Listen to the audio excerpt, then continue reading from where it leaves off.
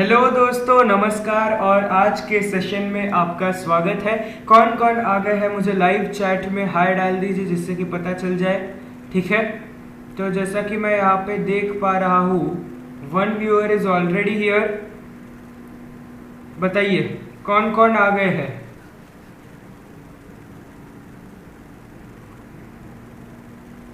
बताइए दोस्तों, कौन कौन आ गए हैं लाइव चैट में, हाय डाल दीजिए।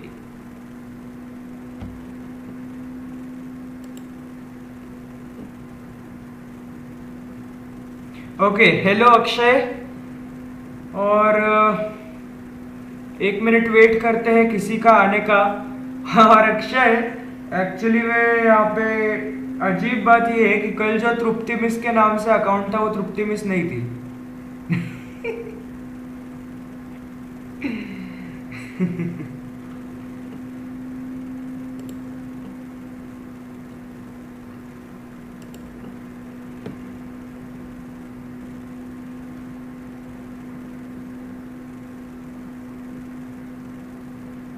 भाई कौन है और कौन आया है क्या अभी तक? YouTube हमेशा गलत ही नंबर्स दिखाता है। और कोई आ चुका है क्या? बताइए बताइए।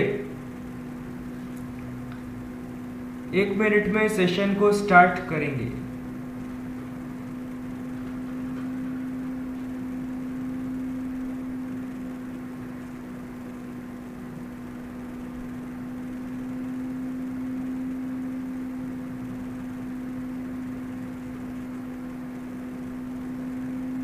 हेलो, कौन आए हैं? बताओ बताओ, लाइव चैट पे हाय तो डालो,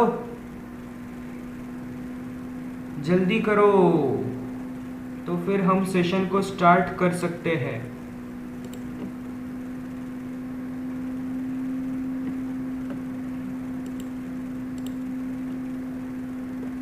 कौन है भाई? 2 लोग आ गए, चलो बताओ, हाय डालो हाय डालो। आज क्यों कोई नहीं आया पता नहीं। ओके, हेलो मिष्टी। चलिए भाई, 2 लोग तो आ गए, पता नहीं क्यों 2 ही आए आज।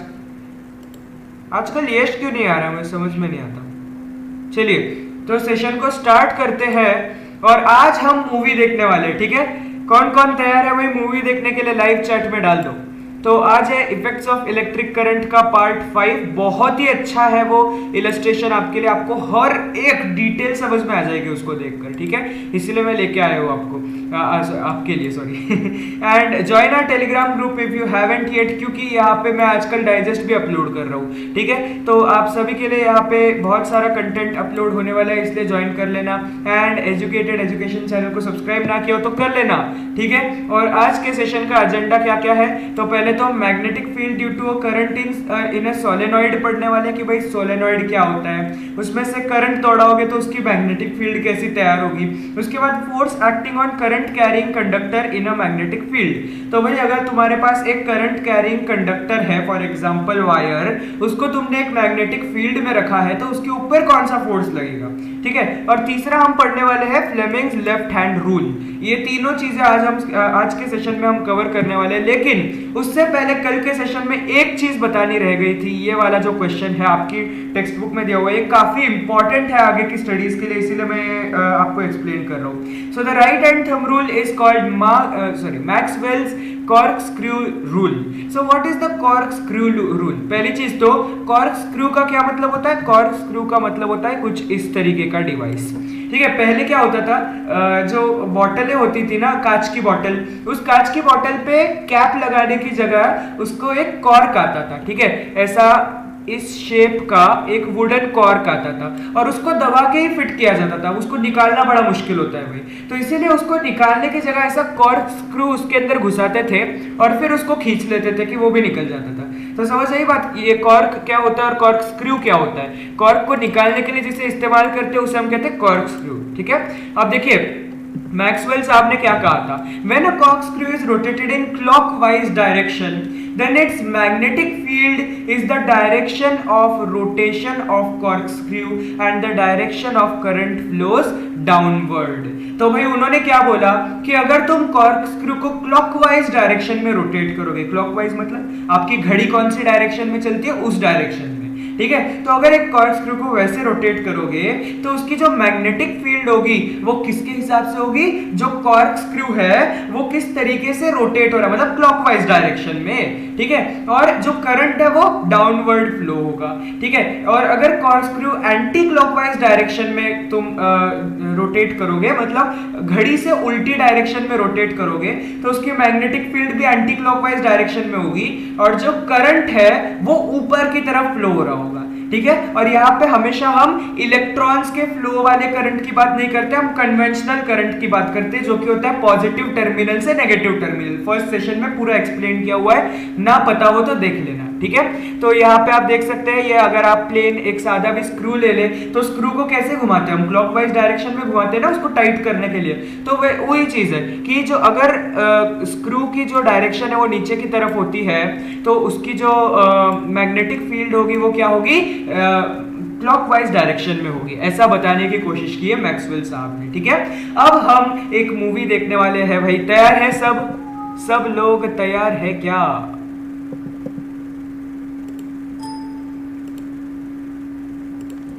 चलो, यस,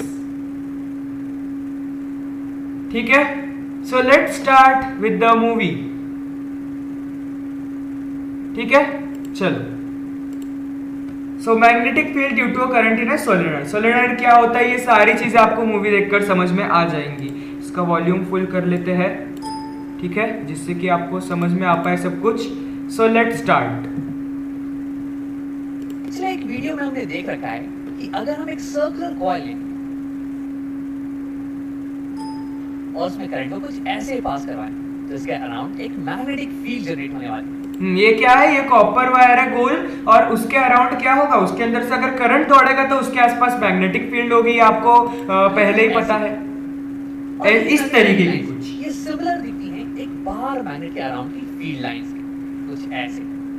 लेकिन देखो, इन दोनों में कुछ ना कुछ डिफरेंसेस भी हैं। जैसे कि एक बार मैग्नेट के अगर अंदर के रीजन को देखो तो एक बड़ा सा पोर्शन है जिसमें की फील्ड लाइंस ये ऑलमोस्ट स्ट्रेट है, ऑलमोस्ट पैरेलल है एक दूसरे के। लेकिन अगर यहाँ पे आओ हमारे आर्टिफिशियल मैग्नेट पे, तो यहाँ पे एक छोटा सा ही रीजन है जिसमें की फील्ड लाइंस ये ऑलमोस्ट स्ट्रेट है और ऑलमोस्ट पैरेलल है। देखो यहाँ तो आपको क्या दिखता है, बार मैग्नेट और किसी आपको ये छोटे से एक वायर को आप अगर कंपेयर करके देखें तो बार मैग्नेट में क्या दिख रहा है कि ये जो लाइंस है ना, यहाँ पे फील्ड लाइंस, ये पैरेलल जाती है, बहुत सारी लाइंस ऐसे पैरेलल जाती है बीच में। लेकिन यहाँ पे क्या हो रहा है, यहाँ पे पैरेलल बहुत ही एक छोटे से डिस्टेंस के लिए पैरेलल है, बाकी डिस्टेंस पे तो पैरेलल है ही नहीं। फिर उसके बाद तो ये दूर दूर जाती हुई दिख रही है, ठीक है। सिर्फ इतना ही छोटा सा पार्ट है जहाँ पे ये लाइंस पैरेलल है। तो हम ऐसा क्या कर सकते हैं कि इसको हमें अगर magnetic field of the bar magnet जैसा हमें दिखाना हो तो हम इसको क्या कर सकते हैं, वो हमें यहाँ पे सीखना है। बस इतनी दूरी के बीच में, तो यानी कि इसलिए हमारा ये जो सर्कुलर कॉइल है ना, इसकी फील्ड लाइंस ये रिजेंबल करती है एक छोटे से बार मैग्नेट को। तो सवाल हमारा ये है, तो ये क्या एक्चुअली कि ये बड़ा सा बार मैग्नेट है, इसके अंदर ढेर सारे पार्ट में पैरेलल लाइंस दिखती है। तो ये क्या रिसेंबल करेगी, एक छोटा बार मैग्नेट, क्योंकि यहाँ पे एक छोटे ही डिस्टेंस पे हमें पैरेलल लाइंस दिखती है। मैग्नेट को बनाने जिसकी मैग्नेटिक फील्ड लाइंस ये बिल्कुल सिमिलर दिखें एक बड़े से बार मैग्नेट की फील्ड लाइंस के, यानी कि इसके अंदर की भी फील्ड लाइंस ये ऑलमोस्ट स्ट्रेट हो, एक बड़े से रीजन में ऑलमोस्ट स्ट्रेट हो और ऑलमोस्ट पैरेलल हो, इसकी यहाँ पे हो रही। तो इसके लिए मैं इस कॉइल के नीचे एक और कॉइल को प्लेस कर देने वाला हूँ और हम देखते हैं कि इन दोनों के बीच में मैग्नेटिक फील्ड लाइन ये स्ट्रेट होती है या नहीं। तो ये मैंने लगा दिया एक और कॉइल को, और देखो ये बिल्कुल ही सेम कॉइल, इसमें भी करंट बिल्कुल ही सेम डायरेक्शन में फ्लो कर रहा है। ओके, वेट, वीडियो नहीं है, हाँ ठीक है। सेम दिखने वाली है इसकी मैग्नेटिक फील्ड लाइंस की तरह। तो इसे भी ड्रॉ कर देते हैं।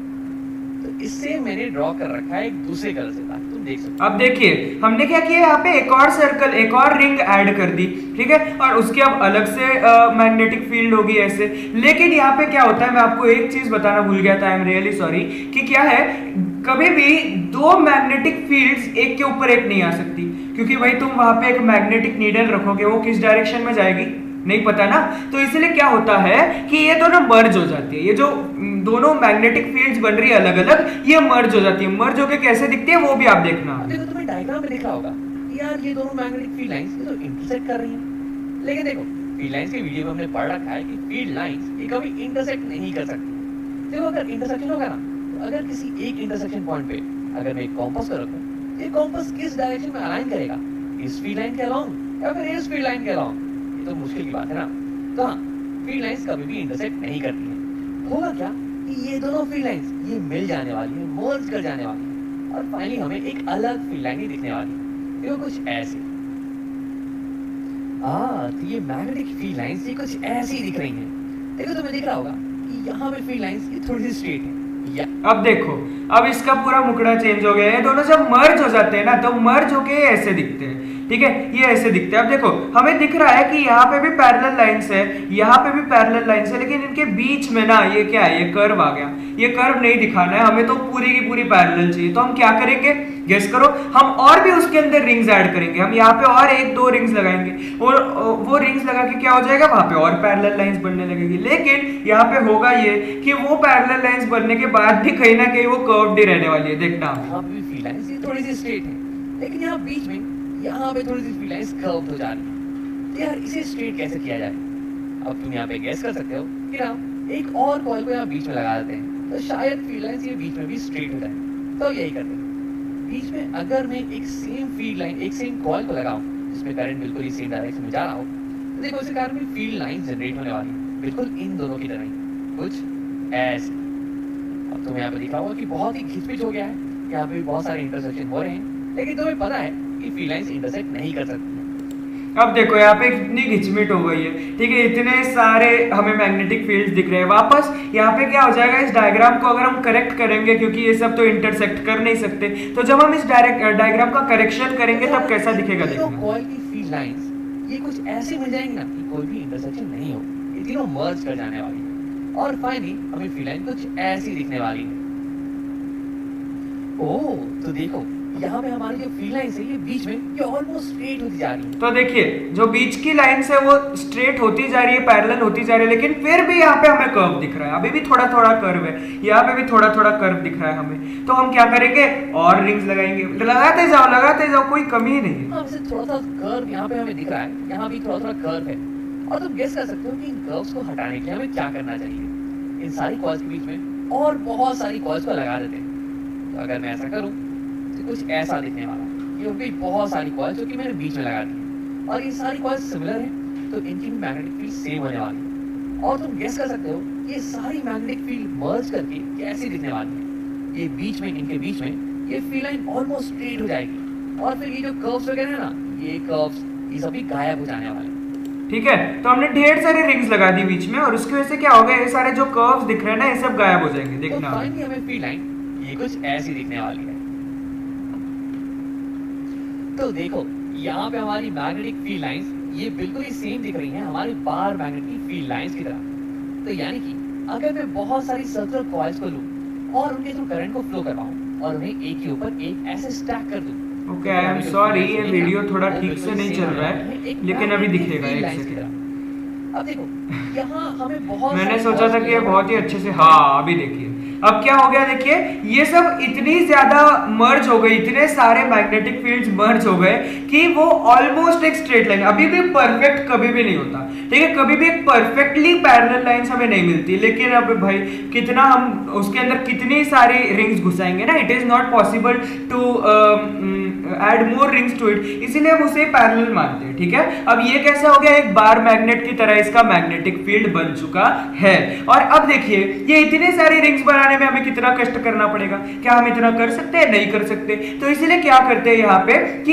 इन सबको ना अलग अलग रिंग्स बनाने की जगह एक ही वायर को ऐसे ट्विस्ट कर दिया जाता है, गोल गोल घुमा दिया जाता है, ठीक है, एक स्प्रिंग की तरह, और उसे हम कहते हैं सोलेनॉइड। ठीक है, समझ में आ गई बात? इतना आसान है ये, इसके अंदर तो कुछ भी मेरे ख्याल से मुश्किल बात नहीं है। ठीक है, सो इज इट क्लियर? 4 लोग देख रहे हैं, hello Rigved, hello Jayant, no need to say sorry, and आपको शायद मूवी देख के समझ में आ गया होगा। Is it clear? अभी भी कोई डाउट है तो पूछ लो, सोलेनॉइड क्या होता है। अभी भी मैं एक्सप्लेन करने वाला हूं, लेकिन अब वो शॉर्ट एक्सप्लेनेशन होगा क्योंकि मैंने आपको पूरा मूवी में दिखा दिया है। ठीक है,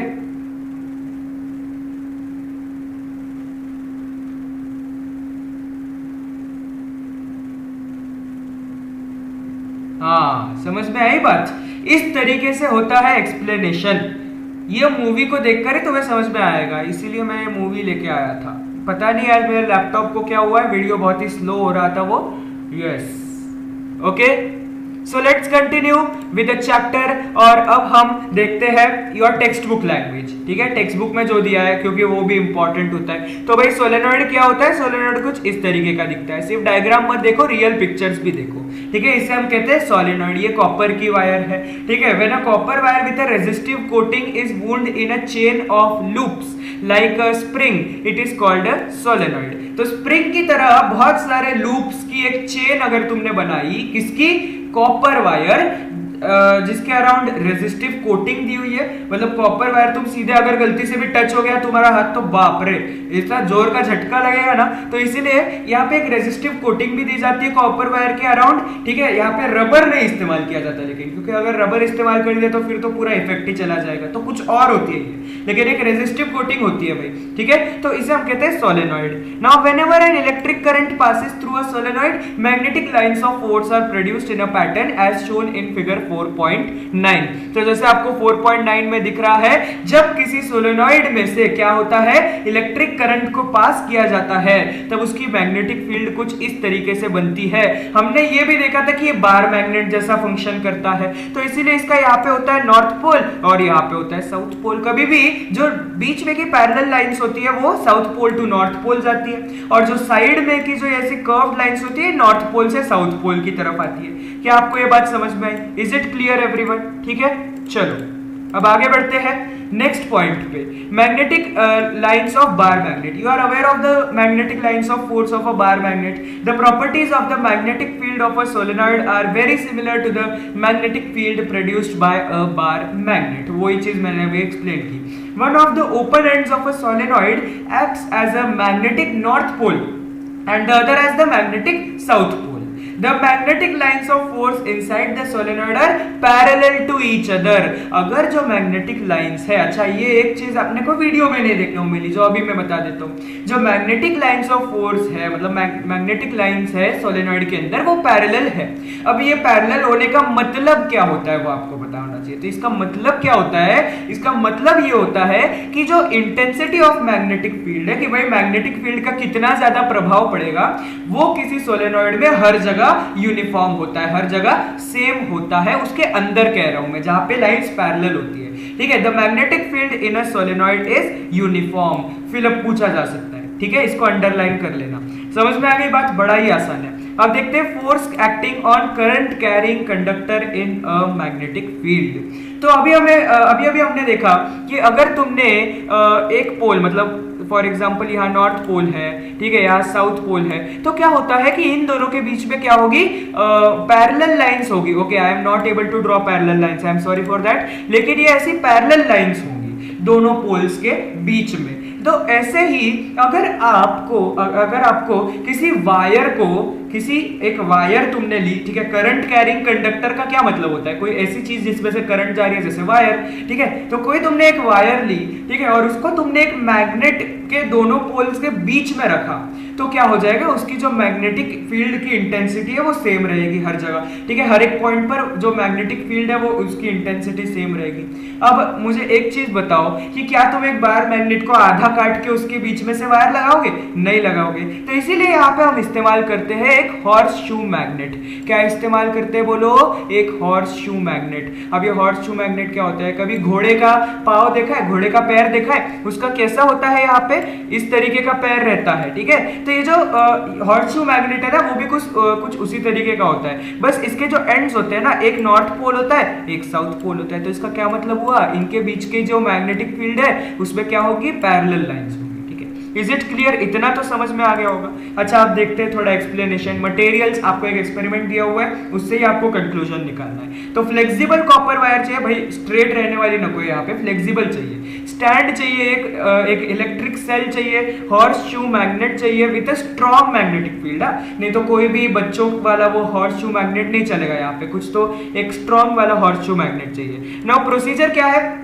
Using the stand, fix the copper wire so that it passes through the poles of the horseshoe magnet as shown in the figure 4.9. 4.10। इसे 4.10 नहीं पढ़ते, अरे बाबा कौन पढ़ता है ये, ठीक है, इसको 4.10 नहीं पढ़ते, 4.10 पढ़ते हैं। तो तुम्हें स्टैंड लेना है, ठीक है, ये स्टैंड लेना है इस तरीके का, और इस स्टैंड से आपको इस तरीके से हॉर्स शू मैग्नेट को फिट करना है, ठीक है, और उस हॉर्स शू मैग्नेट के बीच से ये वायर गुजरनी चाहिए। दूसरा एक और स्टैंड ले लो और यहाँ से वायर इस तरीके से गुजरनी चाहिए कि वो एकदम दोनों पोल्स के बराबर बीच में आ रही है, जिससे कि आपको दोनों के बीच में पैरेलल लाइंस मिले ऑफ मैग्नेटिक फोर्स, ठीक है, sorry magnetic lines of force तुम्हें पैरेलल मिले, आई एम सॉरी।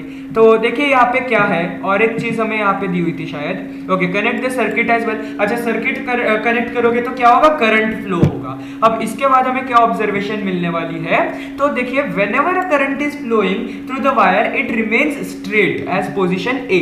तो भाई पोजीशन ए जो है इसकी, ये वाली, जब एक वायर स्ट्रेट है, ठीक है, तो क्या होता है, जब भी कोई करंट फ्लो ही नहीं हो रहा वायर में, तो भाई वायर पे कुछ असर ही नहीं पड़ रहा, तो इसीलिए वो स्ट्रेट रहेगी, ठीक है, क्योंकि मैग्नेटिक फील्ड तो एकदम सेम टू सेम है हर जगह पे, तो इसीलिए वो वायर ना इस तरफ बेंड होगी ना उस तरफ, ठीक है, तो वो स्ट्रेट ही रहेगी, पोजीशन ए जो कि बताई गई है। When the current flows from top to bottom the wire bends and comes into position C.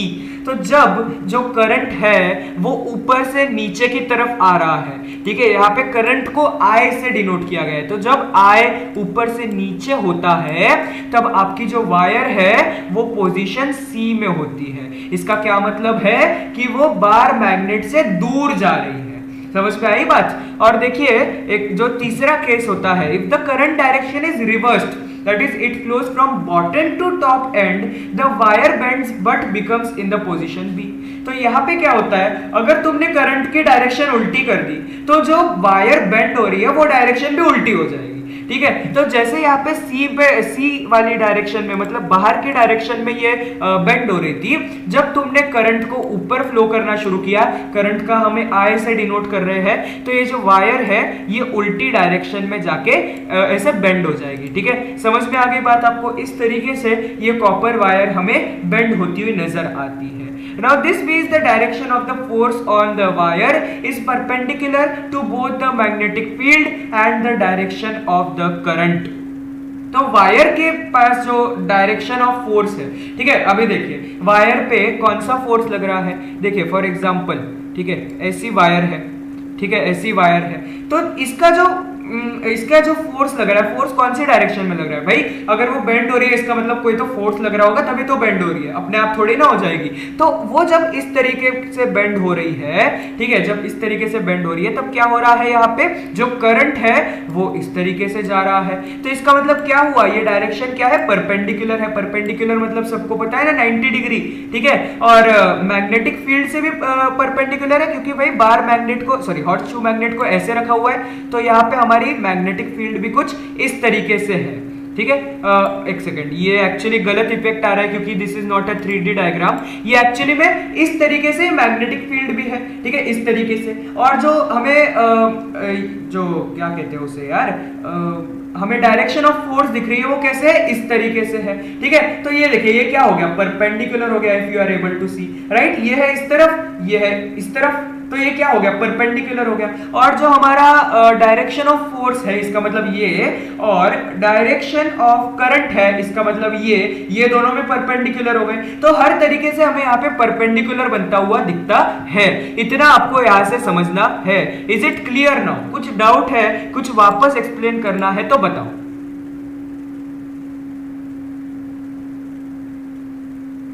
Is it clear?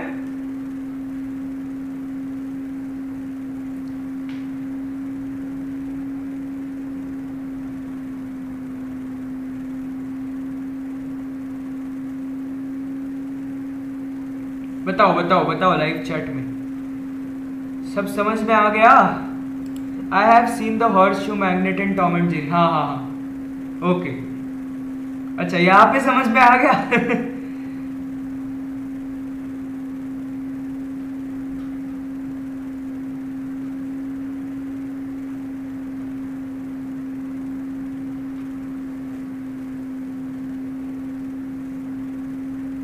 बताओ बताओ बताओ,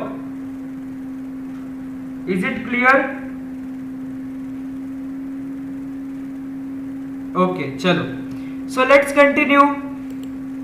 कंटिन्यू। कोई डाउट आ रहा हो, कुछ भी रिपीट करना हो बोल देना। Now here the direction of magnetic field is from north to south, H.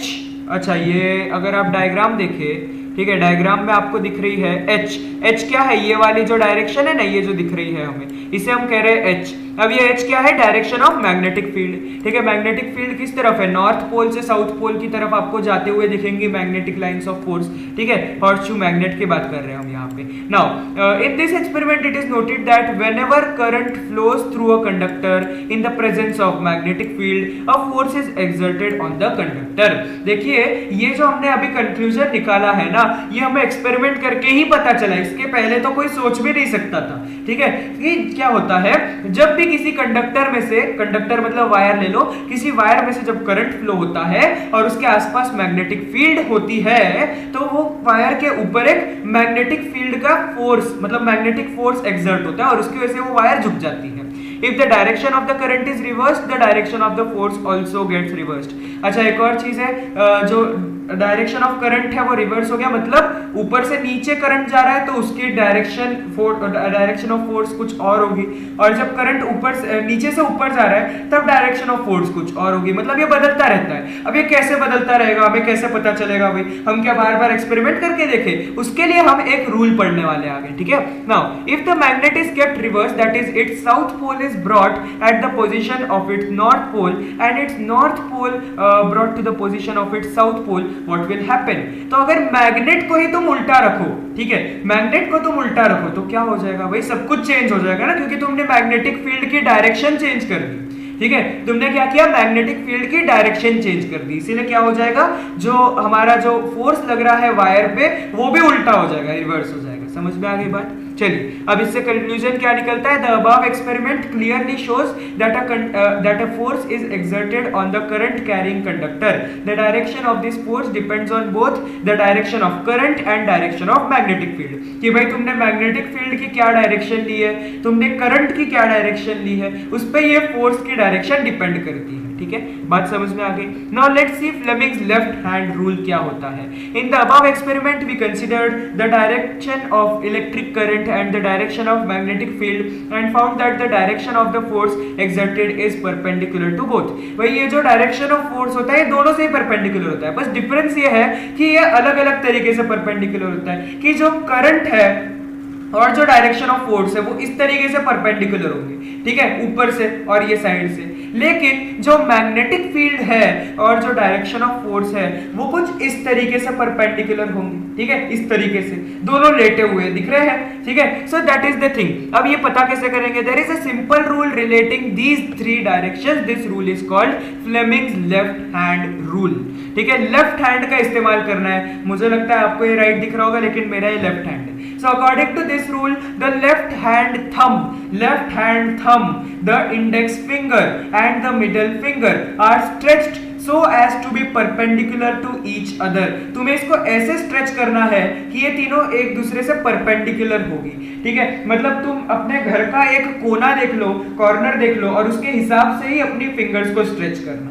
ठीक है, इस तरीके से कि तुम्हारा जो थंब है वो नीचे है, तुम्हारी जो मिडिल फिंगर है वो भी नीचे है और जो आपकी इंडेक्स फिंगर है वो ऊपर है। ठीक है, इस तरीके से आप इसको स्ट्रेच कर लो तो ये क्या हो जाएगा? ये जो मिडिल फिंगर और जो थंब है ये परपेंडिकुलर है। ठीक है, आप देखो जो आपकी इंडेक्स फिंगर है और मिडिल फिंगर है वो भी परपेंडिकुलर, ये दोनों भी परपेंडिकुलर, सारी चीजें परपेंडिकुलर हो जानी चाहिए, बस इतना समझ लो। ठीक है, now if the index finger is in the direction of the magnetic field. अच्छा, अगर इस इंडेक्स फिंगर को तुम मैग्नेटिक फील्ड की डायरेक्शन में रखते हो और middle finger points in the direction of current, इसको तुम डायरेक्शन ऑफ करंट मान लो, then the direction of thumb is the direction of force of the conductor। तो भाई कंडक्टर का फोर्स कहाँ पे लग रहा है? तो इस थंब से दिखता है। देखिए, जो हमने अभी अभी कंडक्टर देखा था उसके हिसाब से इसको अरेंज करके देखते हैं। ठीक है, तो यहाँ पे क्या था हमारा डायरेक्शन ऑफ जो मिडिल फिंगर होती है डायरेक्शन ऑफ करंट। तो भाई तुम अगर मिडिल फिंगर को ऐसे ऊपर कर लोगे,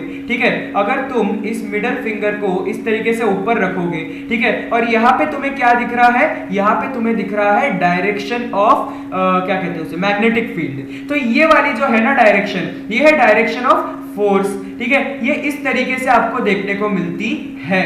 ओके, या फिर अगर ऐसे रखो, ठीक है, इस तरीके से, मुझे भी समझ में नहीं आ रहा है, I think it is like this. Okay, इस तरीके से रखो तो ये है एक और बार देखो, ये मिडिल फिंगर क्या है, direction of current, index finger क्या है, your direction of magnetic field, इस तरीके से है, और तुम्हारा फोर्स इस साइड लगेगा, ठीक है, इस तरीके से ये है फ्लेमिंग्स लेफ्ट हैंड रूल।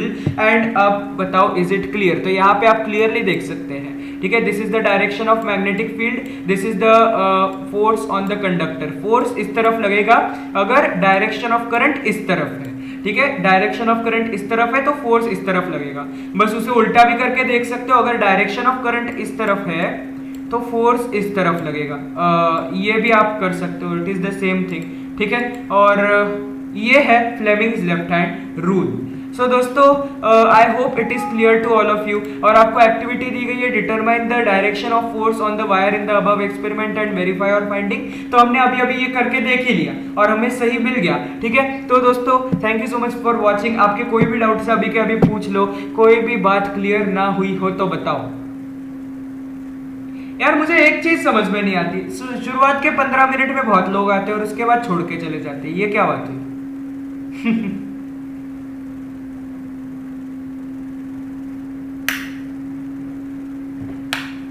एक सेकेंड,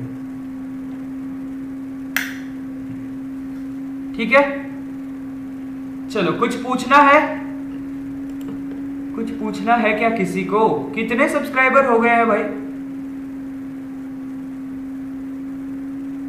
ओके, क्लियर हो गया मिष्टी को। Bad boys. Okay, Akshay clear है ना सब कुछ? ओके, सब्सक्राइबर कितने हो गए हैं?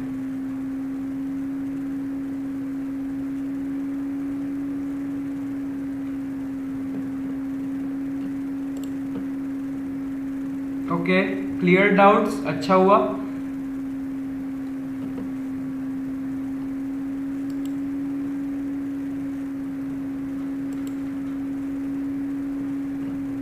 $478 यार, बड़े स्लो बढ़ रहे हैं। 500 पहुंचाना है कि नहीं? बहुत ही स्लो है भाई, ऐसे नहीं चलेगा।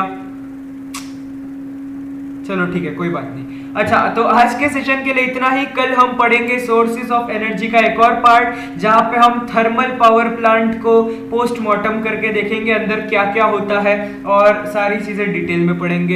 एंड कोई भी डाउट्स हो तो कमेंट सेक्शन में डालना, जो लोग लाइव नहीं देख रहे हैं। And thank you so much for watching. Please like, अपने दोस्तों के साथ शेयर जरूर करना, and subscribe to the channel if you haven't it. Okay, so खत्म करते हैं, and good night, sweet dreams, take care, bye bye.